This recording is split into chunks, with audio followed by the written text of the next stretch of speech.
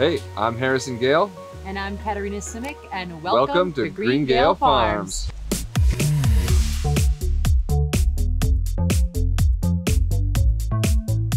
So growing up, I always had a dream of being a mad scientist, or mad inventor, as I later learned.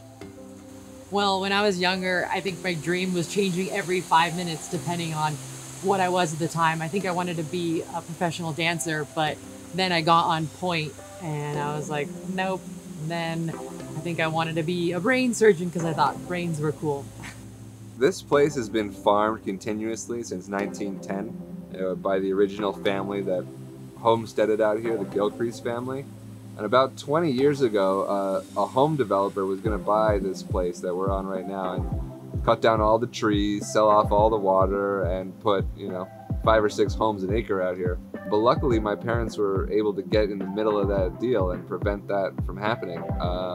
And they've been hanging on to this place and cleaning it up and beautifying it and planting all these trees and rescuing animals ever since.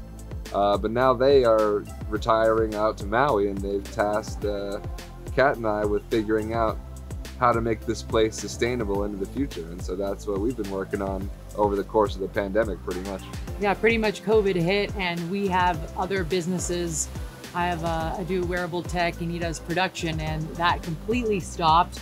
And we came out here and realized how beautiful it is to be in nature. And that was another thing that sparked this project. We wanted to have people experience nature and sustainability and agriculture, all while being in the middle of Las Vegas. We've got over 150 rescue animals, from chickens and bunnies and dogs and cats to donkeys and horses and cows and bison. Yes, bison, you heard that right. Pretty much anything that animal control can seize from somebody and send to the dog pound, we can end up with. Yeah, most of the animals come here because they are abuse cases. So we get the call and they come, or they're very random, right? We get a lot of people, for example, pigs, they think they're gonna be pocket pigs, apartment pigs, and then they get the call and they're like, this is not a mini pig, as they say, and we get it, and now they're huge. So the pandemic has really made us realize that outdoor is the new indoor, and people are dying to get out of their houses or apartments and, experience nature. And so what we've been working on over the last year has been cleaning the place up, making it more accessible, and allowing people to come out for things like photo shoots or elopements. And weddings and private events. Yeah, that's the goal. We're working our way up to that. It hasn't been exactly a smooth ride. There are lots of challenges associated with turning a working farm into a event space, both from a legal and zoning perspective to just logistically, and there's a lot of landscaping that has to go on. There's always something new happening out here that new challenge that we have to address. We've started to have people come in from all over the country to get married in Las Vegas and come out here for their photo shoots. And Kat has done an amazing job on our social media presence and has really gotten a lot of positive attention, and the demand to come out here has been unbelievable.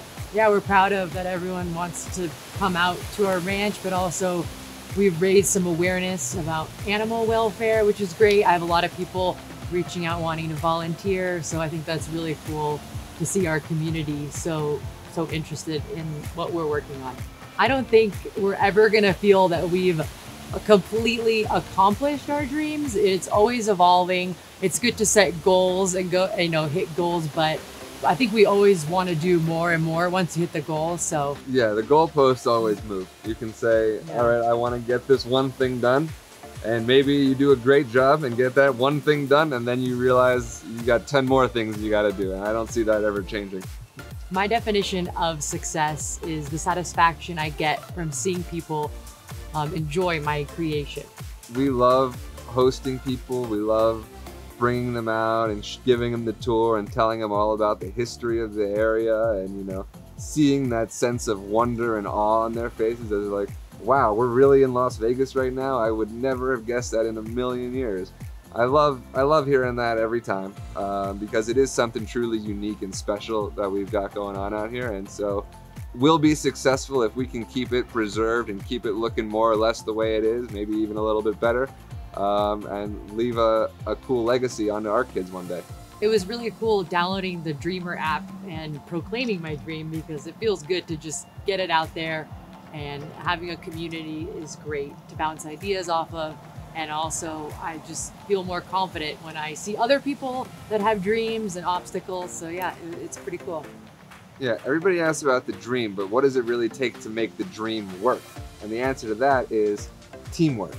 Teamwork makes the dream work. Everybody asks, what's the most important step that someone can take to live out their dreams? And a lot of people want to say it's the first step, and that is a big one, no doubt about it.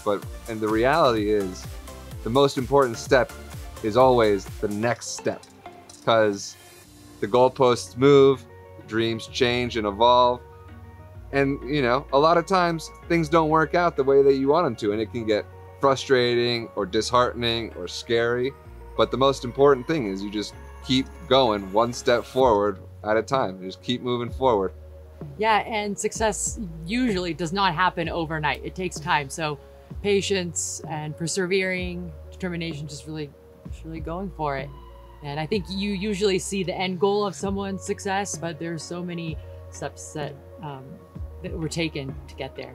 A lot of people ask why we're doing this, and what is this place? And the answer goes back a lot to the history of Las Vegas, which a lot of people don't realize, because this place looks so unlike anything that you're used to seeing in Las Vegas.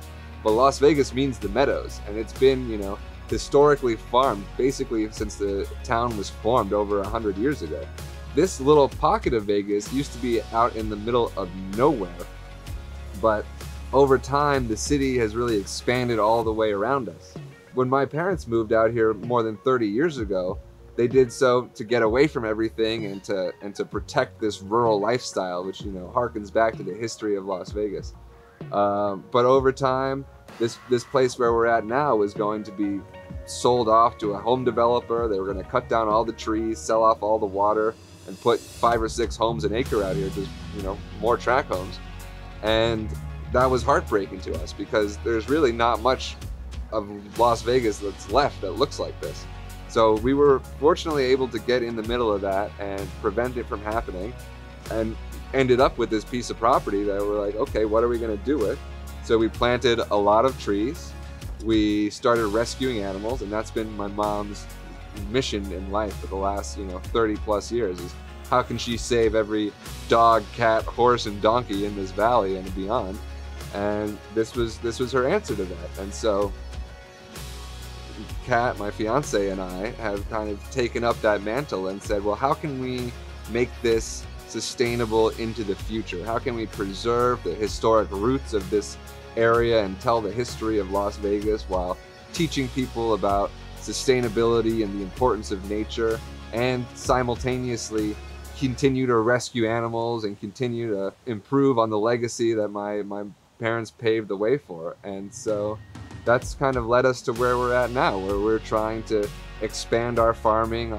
We're trying to rescue more animals. We're trying to turn this place into an outdoor event space, because the pandemic was highly inspirational for us when outdoor became the new indoor. And so we thought, yeah, why don't we try to bring some people out here, let them experience it, and let them enjoy it, learn something, and take something home with them that tells a story that you might not hear in Sin City. We're really excited to show people all the different natural environments that are at GreenGale Farms. We have this lush, beautiful palm tree oasis that we are currently sitting in.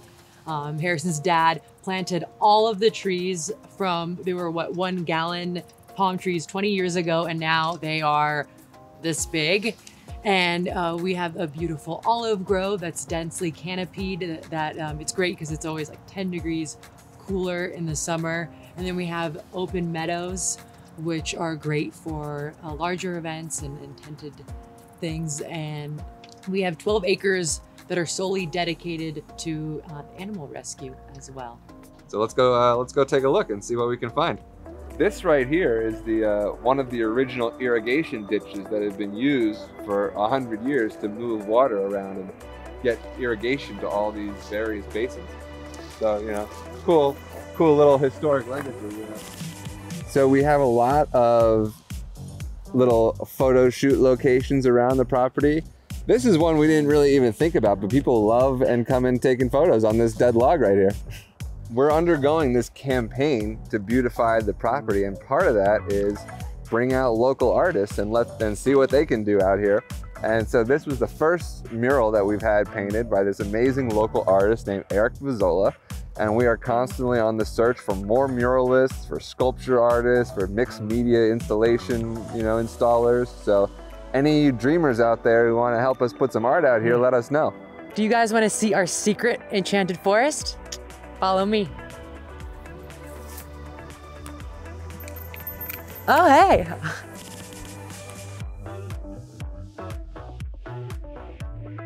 Look who we have here.